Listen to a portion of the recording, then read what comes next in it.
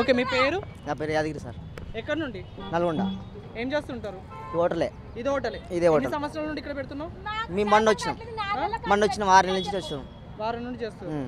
మరి చెప్పండి, ఏం ప్రాబ్లం అయింది, అసలు ఏముంది? అందరు అక్కడ పెట్టారు కదా, వాళ్ళతో పాటు మేము కూడా పెట్టుకుంటున్నాం. వాళ్ళ 2 కాళ్ళు ఉన్నాయి, నాకు కాలేదు, హ్యాండిక్యాప్ని. ఇక్కడ పెట్టుకున్నాక నాకు రూల్ లేదు, జిఎంఆర్ రూల్. చెప్పండి, రోడ్డు వాళ్ళకి అసలు పర్మిషన్ ఇవ్వట్లేరు. వాళ్ళను ఒక తిరిగా మమ్మల్ని ఒక తిరిగా చూస్తున్నారు. ఎందుకు చేస్తున్నారు అట్లా? వాళ్ళకి మేము ఉండొద్దంటే ఇక్కడ ఒక క్యాన్ పెట్టుకోమంటే పెట్టుకుంటలేడు. ఒక వికలాంగు బతకానికి అధికారం లేనిది, ఒక మానవుడు 2 కాళ్ళు ఉన్నోడు బతకంగా లేని, ఒక కాళ్ళు లేనోడు ఎందుకు బతకకూడదు చెప్పండి సారు. వెంకరెడ్డి సార్ గెలిస్తే మాకు అండ ఉంటుంది అని మేము ఎవరికి వేయకుండా, ఎక్కడ ఏ డబ్బులు తీసుకోకుండా కాంగ్రెస్కి తిరిగి కాంగ్రెస్కి ఓట్లేసి వెంకరెడ్డి సార్కి గెలిపించినాం. మరి మాకెందుకు న్యాయం జరగట్లేదు? ఎక్కడి నుంచో వచ్చి ఇక్కడ బతకొచ్చు, మేము ఎందుకు బతకకూడదు చెప్పండి. ఒక కాళ్ళు లేని మనిషికి ఒక సాయం చేయాలి అని సార్ పేరు ఏంటంటే రేవంత్ రెడ్డిని కోరుకుంటున్నాను. రేవంత్ రెడ్డిని వెంకరెడ్డి సార్ని కోరుకుంటున్నాను.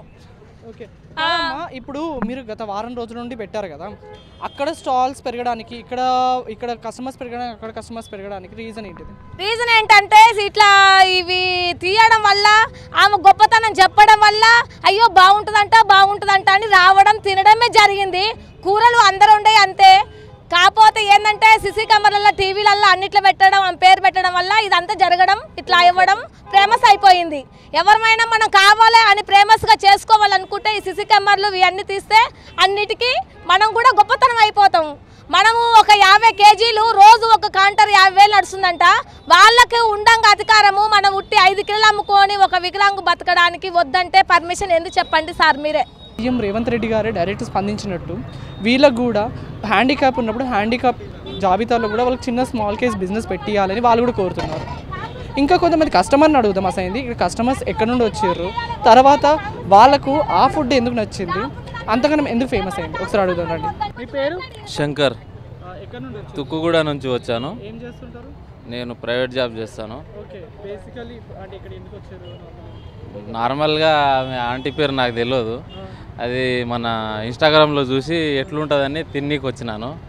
అంతగా కాసేం లేదు ఆడ, ఏదో పబ్లిసిటీ చేసి రామని అంతే తప్ప ఆడ ఏం లేదు ఆడ. అది నేను చెప్పాల్సింది. ఇలాంటి వాళ్ళు ఇగో వికలాంగులు అంట, ఒకసారి నన్ను చూపియండి. ఇలాంటి వాళ్ళు మస్తు మందురు హైదరాబాద్లో అందరూ ఇగో చిన్నవి పెట్టుకొని బతుకుతున్నారు. వాళ్ళకు కూడా ఉపాధి ఏదో కల్పించాలి కదా. ఒకటే ఆ ఇన్స్టాగ్రామ్లో ఆమె ఆంటీ ఫేమస్ అయిందని ఆమెనే పట్టుకొని మొత్తం పబ్లిక్ అంతా ఆమె దగ్గరికి పోతే మిగతా వాళ్ళని ఎట్లా చూడాలి? మరి అందరూ ఓటేసారు కదా. ఆమె చెప్పినట్టు ఇప్పుడు వికలాంగుడు ఆయన ఏం పని చేయలేదు, వేరే పని ఏం చేయలేడు ఆయన.